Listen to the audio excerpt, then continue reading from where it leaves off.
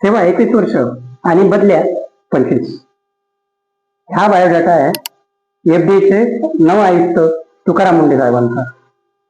मित्रांनो, त्यांनी 4 बाबीवर धडक कारवाई एफडीचे आयुक्त झाले तेव्हापासून केल्या. त्याच्यामध्ये भेसळ युक्त दूध असो, गुटखा असो, औषधे आणि अस्वच्छ हॉटेल या 4 घटकांवर त्यांनी धडक कारवाई केल्या.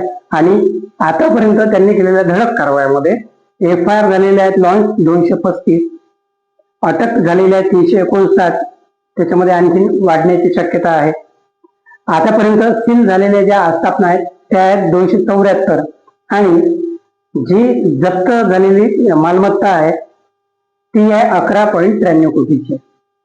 आतापर्यंत या भेसळयुक्त बाबींवर तुकाराम मुंडे यांनी अशा प्रकारे धडक कारवाई केली. आता कालच्या 24 जूनच्या पत्रकार परिषदेमध्ये तुकाराम मुंडे यांनी नवीन नियमावलीच्या बाबतीत माहिती दिलेली आहे.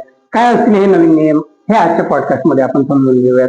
1.5 कोटी उत्पन्न असणाऱ्या ज्या आस्थापना आहेत, हॉटेल आहेत, यांना यापुढे रजिस्ट्रेशन करणे बंधनकारक असणार आहे. तर मग हे रजिस्ट्रेशन कसं?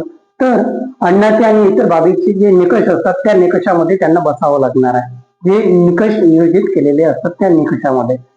दुसरा नियम त्याच्यामध्ये केलेला आहे की ग्राहकांना आता कुठल्याही हॉटेलमध्ये पिण्यायोग्य स्वच्छ पाणी उपलब्ध करून देणे हे, आणि तेही मोफत दरामध्ये, मोफतमध्ये, हे त्या हॉटेल व्यावसायिकांना बंधनकारक असणार आहे. आणि तशा प्रकारची सूचना हे बोर्डावर लिहिणे त्या आस्थापनांना, त्या हॉटेल्सना बंधनकारक असणार आहे.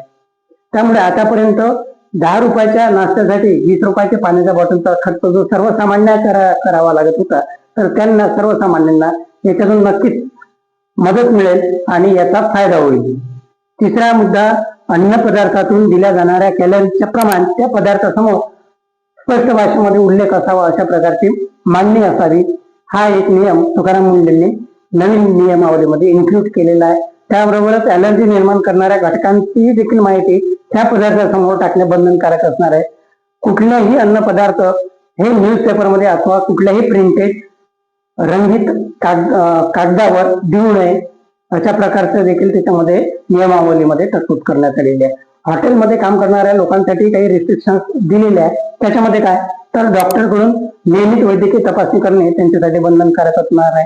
काम करत असताना हातामध्ये ग्लोव्ज आणि डोक्यावर हेअरनेट घातलेले असणे गरजेचे आहे.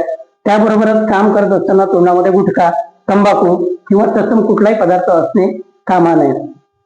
नख वेळोवेळी कापलेली असावी आणि हात कधीही काम करत असताना स्वच्छ धुतलेले असावेत. अशा प्रकारचे नवीन नियमावली तुकाराम मुंडे यांनी सर्वसामान्यांच्या आरोग्याच्या बाबतीत काळजी म्हणून घेतलेली आहे. आपल्याला या बाबतीत काय वाटते? तुकाराम मुंडे करत असलेले काम आणि त्यांनी राबवलेले धडाडीची जे कामगिरी आहे याबद्दल आपण समाधानी आहात का? आपले मत काय आहे नक्की मला कमेंटद्वारे कळवा. व्हिडिओ आवडला असल्यास लाईक आणि शेअर करा.